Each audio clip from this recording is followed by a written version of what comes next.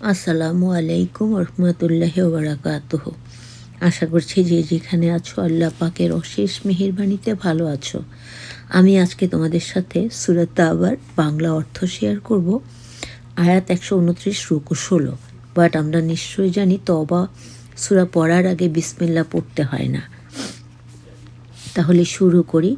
সম্পর্ক ছেদ করা হলো আল্লাহ ও রাসূলের পক্ষ থেকে সেসব মুশরিকদের সাথে যাদের সাথে তোমরা চুক্তিবদ্ধ হয়েছিলে। অতঃপর তোমরা দেশে 4 মাসকাল পরিভ্রমণ করো এবং জেনে রাখো যে তোমরা আল্লাহকে হীনবল করতে পারবে না এবং আল্লাহ কাফেরদের লাঞ্ছিত করে থাকেন। মহান হজের দিনে আল্লাহ ও তার রাসূলের পক্ষ থেকে মানুষের প্রতি এক ঘোষণা যে আল্লাহ মুশরিকদের থেকে দায়মুক্ত এবং তার রাসূলও দায়মুক্ত। তোমরা যদি তওবা করো তবে তোমাদের কল্যাণ হবে, আর যদি মুখ ফিরাও তবে জেনে রেখো তোমরা আল্লাহকে হীনবল করতে পারবে না এবং অবিশ্বাসীদের মর্মন্তুদ শাস্তির সংবাদ দাও। তবে যেসব মুশরিকদের সাথে তোমরা চুক্তিবদ্ধ পরে যারা চুক্তি রক্ষায় কোনো ত্রুটি করেনি এবং তোমাদের বিরুদ্ধে কাউকেও সাহায্য করেনি, তাদের সাথে নির্দিষ্ট মেয়াদ পর্যন্ত চুক্তি পালন করবে। নিশ্চয়ই আল্লাহ সাবধানকারীদের পছন্দ করেন। অতঃপর নিষিদ্ধ মাস অতিবাহিত হলে মুশরিকদের সাথে মসজিদে যেখানে পাবে হত্যা করবে, তাদের বন্দী করবে, অবরোধ করবে এবং প্রত্যেক ঘাঁটিতে তাদের জন্য ওত পেতে থাকবে। কিন্তু যদি তারা তওবা করে, যথাযথ নামাজ পড়ো, জাকাত আদায় করে, তবে তাদের পথ ছেড়ে দিবে। নিশ্চয়ই আল্লাহ ক্ষমাশীল এবং পরম দয়ালু।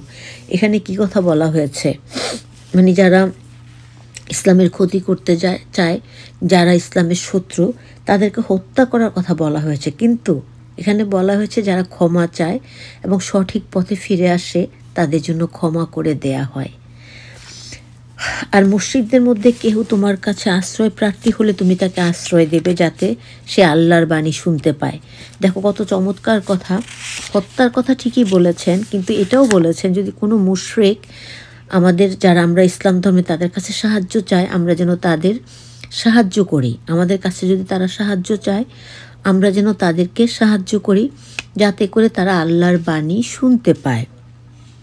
অতঃপর তাকে নিরাপদ স্থানে পৌঁছে দেবে, কারণ তারা অজ্ঞ লোক।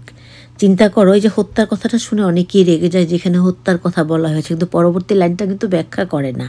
আল্লাহ পাক কী বলেছেন? কোনো মুশরিক বা কোনো বিধর্মী যদি আমাদের কাছে সাহায্য চায়, নিরাপদ আশ্রয় চায়, তার কোনো ক্ষতি করতে না, তাকে সাহায্য করতে এবং তাকে নিরাপদ স্থানে পৌঁছে দিতে। কি করে আল্লাহ তার রাসূলের কাছে অংশীবাদীদের চুক্তির বলবৎ থাকবে? তবে যাদের সাথে মসজিদুল হারামের কাছে তোমরা চুক্তিতে আবদ্ধ হয়েছিলে, যতদিন তারা চুক্তিতে স্থির থাকবে তোমরাও তাতে স্থির থেকো। নিশ্চয়ই আল্লাহ সাবধানকারীদের পছন্দ করেন। সুবহানাল্লাহ। কেমন করে থাকবে? তারা তোমাদের উপর জয়ী হলে তোমাদের আত্মীয়তার ও অঙ্গীকারের কোনো মর্যাদা দিবে না। তারা মুখে তোমাদের সন্তুষ্ট রাখে, কিন্তু তাদের হৃদয় তা অস্বীকার করে। বস্তুত তাদের অধিকাংশ সত্যত্যাগী, তাদের অধিকাংশই সত্য কথাগুলো শুনতে পছন্দ করে না, সত্য ত্যাগী। তারা আল্লাহর আয়াতকে নগণ্য মূল্যে বিক্রয় করে ও তারা লোকদের তার পথ থেকে নিবৃত্ত করে।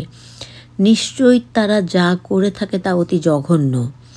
তারা কোনো বিশ্বাসীর সাথে আত্মীয়তার অঙ্গীকারের মর্যাদা রক্ষা করে না, তারা এই সীমা লঙ্ঘনকারী। অতঃপর তারা যদি তওবা করে, যথাযথ নামাজ পড়েও জাকাত দেয়, তবে তারা তোমাদের ধর্মভাই। আমি নির্দেশ সমূহ স্পষ্টরূপে বিবৃত করি জ্ঞানী সম্প্রদায়ের জন্য।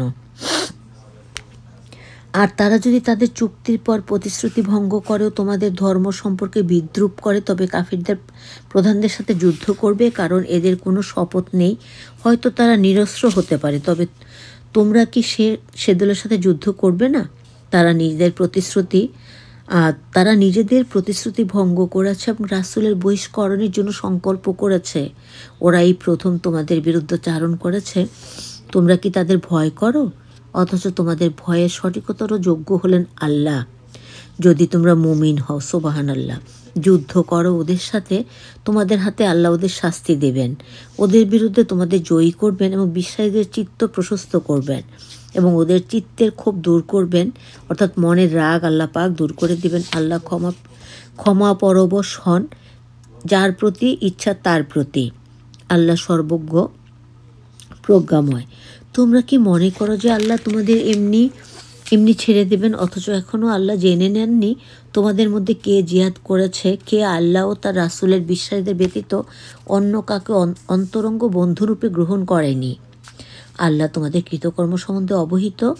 অংশীবাদীরা যখনই নিজেরাই নিজেদের অবিশ্বাস স্বীকার করে, তখন তারা আল্লাহর মসজিদের রক্ষক হতে পারে না। ওরা এমন যাদের সকল কর্ম ব্যর্থ এবং ওরা অগ্নিতেই স্থায়ী হবে। আল্লাহ মাফ করো।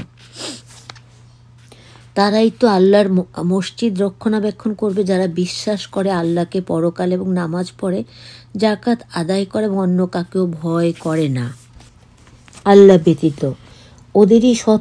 ওদেরই সৎ পথপ্রাপ্তির আশা আছে। যারা পানি সরবরাহ করে হাজিদের এবং মসজিদুল হারামের পবিত্র কাবার রক্ষণাবেক্ষণ করে, তোমরা কি ওদের সমজ্ঞান করো? যারা আল্লাহ পরকালে বিশ্বাস করে এবং আল্লাহর পথে সংগ্রাম করে, আল্লাহর কাছে ওরা সমতুল্য নয়। আল্লাহ সৎ পথ প্রদর্শন করেন না অনাচারী সম্প্রদায়কে। যারা বিশ্বাস করে তারা আল্লাহর কাছে মর্যাদায় শ্রেষ্ঠ। যারা ধর্মের জন্য গৃহত্যাগ করে এবং সম্পদ ও জীবন দ্বারা আল্লাহর পথে সংগ্রাম করে, এরাই তো সফল কাম। সংবাদ দিচ্ছেন তাদের রব তাদের কাছে দয়া ও সন্তোষ এবং জান্নাতের, যেখানে তাদের জন্য স্থায়ী সুখ সমৃদ্ধি রয়েছে, সেখানে হবে চিরস্থায়ী। নিশ্চয়ই আল্লাহর কাছে আছে মহা পুরস্কার। হে বিশ্বাসীরা, তোমাদের পিতা ও ভাই যদি ঈমান অপেক্ষা কুফরিকে শ্রেয় মনে করে, তবে তাদের অভিভাবক রূপে কখনো গ্রহণ করো না। তোমাদের মধ্যে যাদের অভিভাবক করে তারাই অপরাধী। বলো, তোমাদের পিতা, পুত্র, ভাতৃপুত্র, পত্নী, পরিজন, অর্জিত ধন সম্পদ সমূহ এবং ব্যবসা বাণিজ্য তোমরা যার অচল হওয়ার ভয় করো এবং প্রিয় বাসস্থান সমূহ যদি তোমাদের কাছে আল্লাহ, তার রাসূল ও আল্লাহর রাস্তায় জিহাদ করা অপেক্ষা অধিকতর প্রিয় হয়, তবে অপেক্ষা করো আল্লাহর আদেশ পাঠানো পর্যন্ত। বস্তুত আল্লাহ কাফের দিগকে পথ দেখান না। আল্লাহ তো তোমাদের বহু ক্ষেত্রে সাহায্য করেছেন এবং হুনাইনের যুদ্ধের দিনে যখন নিজেদের সংখ্যাধিক্য তোমাদের উৎফুল্ল করেছিল, কিন্তু তা তোমাদের কোনো কাজে আসেনি। এই যে হুনাইনের যুদ্ধের কথা বলা হয়েছে, যে বিধর্মীদের সংখ্যা ছিল বেশি, তারা সেজন্য উৎফুল্ল হয়ে উঠেছিল, কিন্তু তারা জিততে পারেনি।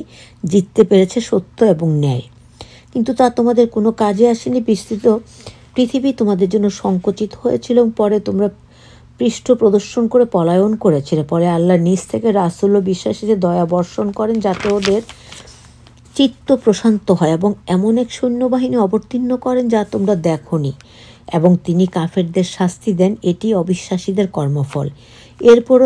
এরপরও যার প্রতি ইচ্ছা আল্লাহ ক্ষমা পরায়ণ হতে পারেন। আল্লাহ ক্ষমাশীল, পরম দয়ালু। হে বিশ্বাসীরা, মুশরিকরা তো অপবিত্র, তাই এই বছরের পর তারা যেন মসজিদুল হারামের কাছে না আসে। যদি তোমরা দারিদ্র্যের আশঙ্কা করো, তবে জেনে রাখো আল্লাহ ইচ্ছা করলে তার নিজ করুণায় তিনি তোমাদের অভাব মুক্ত করতে পারেন।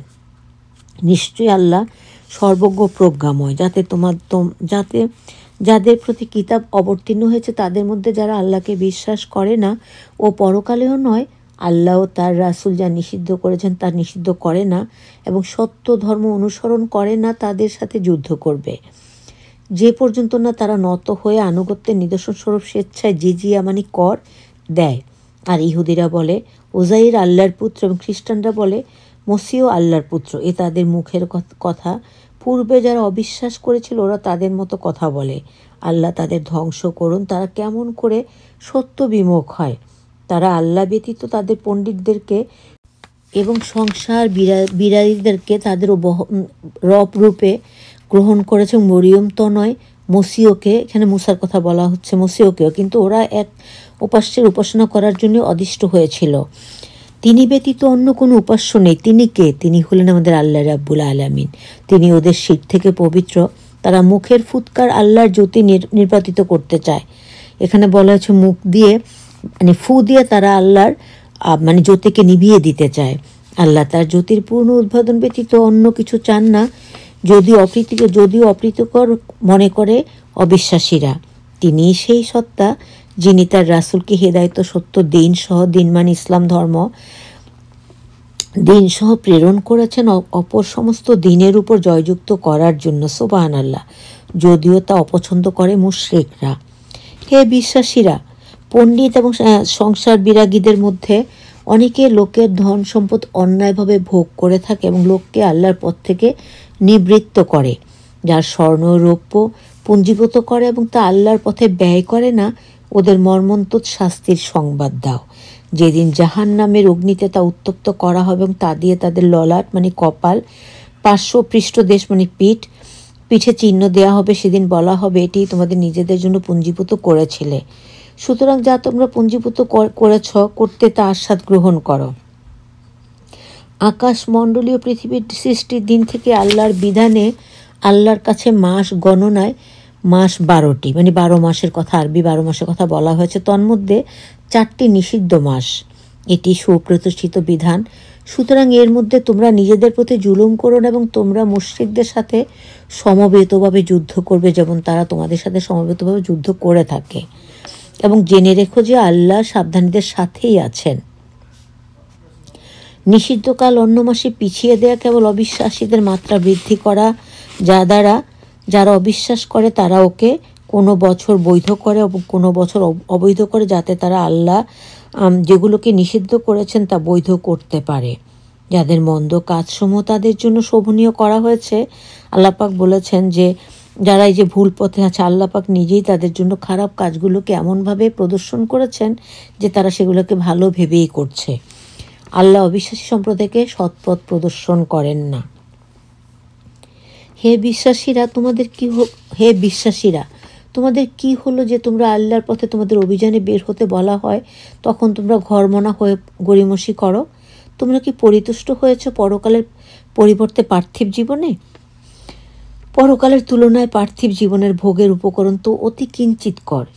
যদি তোমরা অভিযানে বের না হও তবে তিনি তোমাদের মর্মন্তুদ শাস্তি দেবেন এবং অপর জাতিকে তোমাদের স্থলাভিষিক্ত করে দেবেন এবং তোমরা তার কোনোই ক্ষতি করতে পারবে না। আল্লাহ সর্বশক্তিমান। যদি তোমরা রাসূলকে সাহায্য না করো তবে জেনে রেখো আল্লাহ তাকে সাহায্য করেছিলেন যখন কাফেররা তাকে বহিষ্কার করেছিল এবং সে ছিল দুজনের একজন।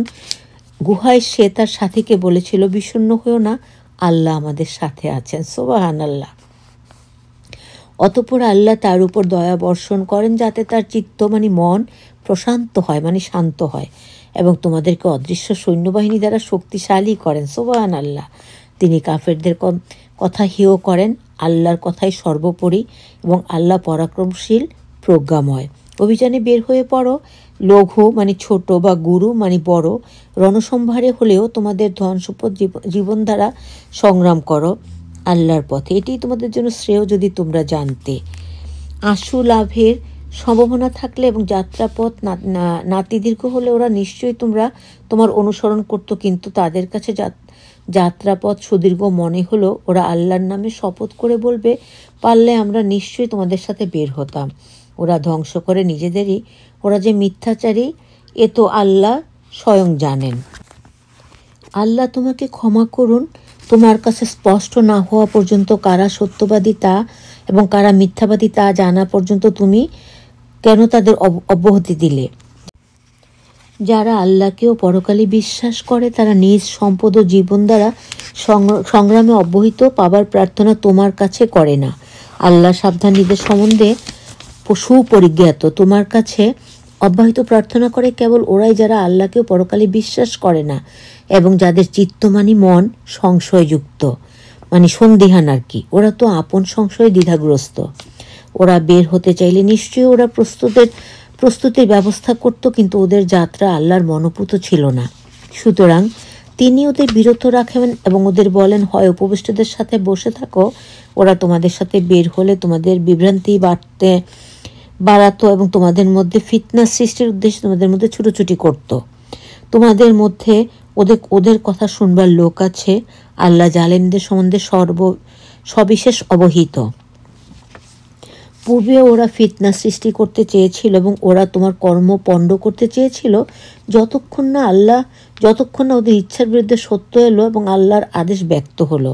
এবং ওদের মধ্যে এমন কতকে বলে, আমাকে অব্যাহতি দাও, আমাকে বিশৃঙ্খলায় ফেলো না। সাবধান, ওরাই বিশৃঙ্খলায় পড়ে আছে এবং জাহান্নাম তো কাফিরদের ঘিরেই। তোমার মঙ্গল হলে তা ওদেরকে পীড়া দেয় এবং তোমার অমঙ্গল হলে আমরা তো পূর্বাহ্নে আমাদের ব্যাপারে সতর্কতা অবলম্বন করেছিলাম এবং ওরা তুষ্ট মনে সরে পড়ে। বলো, আমাদের জন্য আল্লাহ যা নির্দিষ্ট করেছেন তাই আমাদের হবে। তিনি আমাদের কর্মবিধায়ক এবং মুমিনেরা আল্লাহর উপরই নির্ভরশীল। বলো, তোমরা দুটি কল্যাণের একটি প্রতীক্ষা করতে পারো এবং আমরা তোমাদের জন্য আশা করছি যে আল্লাহ নিজের তরফ থেকে আমাদের হাত দ্বারা তোমাদের শাস্তি দিবেন। অতএব তোমরা প্রতীক্ষা করো এবং আমরাও তোমাদের সাথে প্রতীক্ষা করছি। বলো, তোমাদের অর্থ সাহায্য ইচ্ছাকৃত বা অনিচ্ছাকৃত হোক গৃহীত হবে না। নিশ্চয়ই তোমরা সত্যত্যাগী সম্প্রদায়। তাদের অর্থ ব্যয় কবুল না হওয়া এছাড়া আর কোনো কারণ নেই। ওরা আল্লাহ তার রাসূলকে অস্বীকার করে, নামাজে শৈথল্যের সাথে উপস্থিত হয় এবং অনিচ্ছাকৃতভাবে অর্থ সাহায্য করে। সুতরাং ওদের সম্পদ ও সন্ততি তোমাকে যেন বিমুগ্ধ না করে।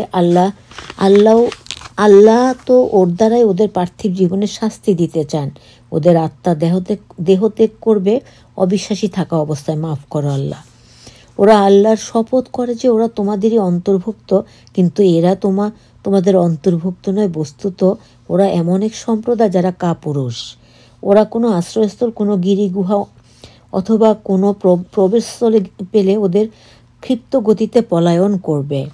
ওদের মধ্যে এমন লোক আছে যে সাদকা সম্পর্কে তোমাকে দোষারোপ করে, অতঃপর ওদের কিছু দিলে পরিতুষ্ট আর কিছু না দিলে ওরা বিক্ষুব্ধ হয়। সুন্দর হতো ওদের আল্লাহ ও রাসূল পরিতুষ্ট হতো এবং বলতো আল্লাহই তাদের জন্য যথেষ্ট। আল্লাহ আমাদের দেবেন নিজ করুণায় এবং তার রাসূলও আমরা আল্লাহর প্রতি আসক্ত। প্রিয় ভাই ও বোনেরা, সূরা তাওবার 59 নম্বর আয়াত পর্যন্ত আমি তোমাদের সাথে শেয়ার করলাম আজকে, কারণ সূরাটা অনেক বড়। আমি ইনশাল্লাহ আগামীকালকে বাকিটুকু শেয়ার করার চেষ্টা করব। তোমরা প্রত্যেকে সূরা তাওবার বাংলা অর্থ, আমি যেখানে একটু কঠিন মনে হয়েছে ভাষা, সেখানে আমি তোমাদেরকে ব্যাখ্যা করে বুঝিয়ে দেওয়ার চেষ্টা করেছি। আমিও সাধারণ মানুষ, আমিও অনেক কিছু বুঝতে পারি না, কিন্তু বোঝার চেষ্টাটুকু করি, তাই আমি সেভাবে বোঝানোর চেষ্টা করেছি। আর ইনশাল্লাহ আগামী দিন আশা করছি বাকি 60 আয়াত থেকে শুরু করব। সবাই ভালো থাকবে, আমাদের জন্য দোয়া করবে। আসসালামু আলাইকুম ওয়া রাহমাতুল্লাহি ওয়া বারাকাতুহু। আল্লাহ সেভ এভরিওয়ান। আমিন সুম্মা আমিন। আল্লাহ হাফেজ।